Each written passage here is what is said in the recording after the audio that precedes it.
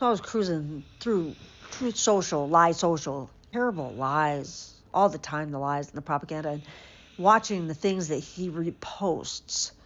Women for Trump account, calling, Democrats traitors, and they came across this, of course, and I was like, what the fuck? Really? Really? I've been saying this the whole time that, these concentration camps that they're building are permanent. Like they're not just meant to be torn down when the immigration operation is over. No. They're meant to hold bodies so that the people that own them can continue to rake in the fucking money from the federal government. Go to house American citizens. Just look what's happened. I've been watching this my whole life, growing up, several years in Pontiac, Michigan, and my whole fucking life.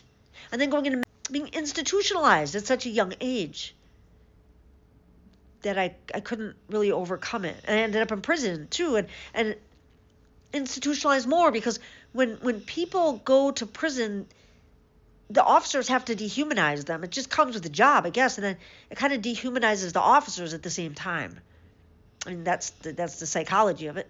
I've seen this injustice, and I've felt this injustice, and I've been so angry about it. I can't pay attention to things like a normal person. I can't commercials. I can't watch movies without thinking of the director and how they formed the scenes, and what the real agenda is that they're pushing here, and how the commercials, how they put together these ads, and what demographics they're shooting for. And like, I'm always constantly analyzing things.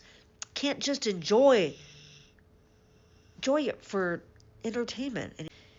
But being aware has been a big curse to me too, because I can't enjoy things like a normal person. And I can see that more and more people are waking up. Even people who have known me throughout my life and thought I was just always a fucking alarmist. It was always there. And then even in the right-wing podcast world, they knew this was coming. They knew there would be Gestapo boots on the ground, but they didn't. They thought the left was going to bring that to America. Yeah, right. I mean, now that it's the right, they're kind of shut up, haven't they? Alex Jones, Steve Bannon. Steve Bannon was a fucking PR man for Epstein. So what the fuck? And I guess, shooting an American citizen in the face, I guess, will definitely get us talking about something besides the Epstein files, at least for a little while. I just want to remind you guys of something. With all the pardons that Trump did, there was one person he didn't pardon. Remember? Derek Chauvin.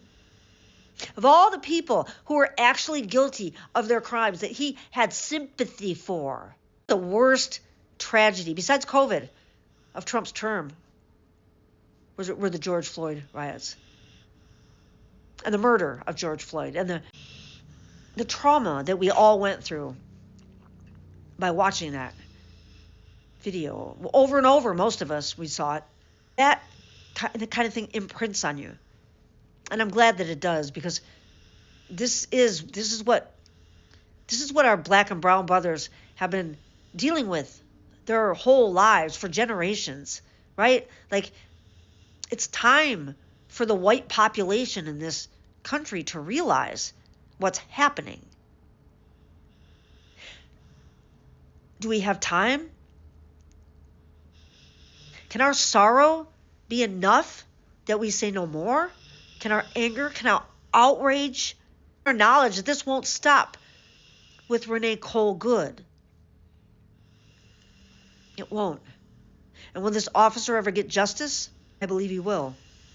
Kind of one way or another. Because that's just how the world works, isn't it? We have to get our shit together. I'm talking to my white brothers and sisters right now. We have to get our shit together.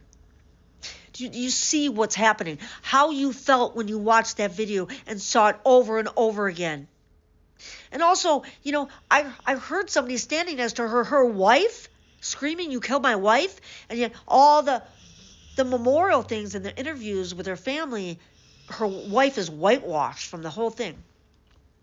And being gay my whole life, I can see exactly how that would play out. I used to be worried when I was in relationships, serious relationships, that if we weren't legally married, that I would have no right to see her in the hospital. And if her parents hated me, I would never see her again, because I had no legal right to that. It seems like that's what's happened. Was that really her? Was that her wife? It sounded like her wife. Why isn't she mentioned? Even interviewed her fucking ex-husbands, who I'm sure she hated. Anyway, what the fuck do I know, right? I'm just some asshole on the internet that is pleading for people to wake the fuck up. And I just wanted to share with you that happened to see this on Truth Social, because they've convinced the right that we are domestic terrorists. They've convinced them. They hate us so fucking much. And we have to start taking this shit seriously, people.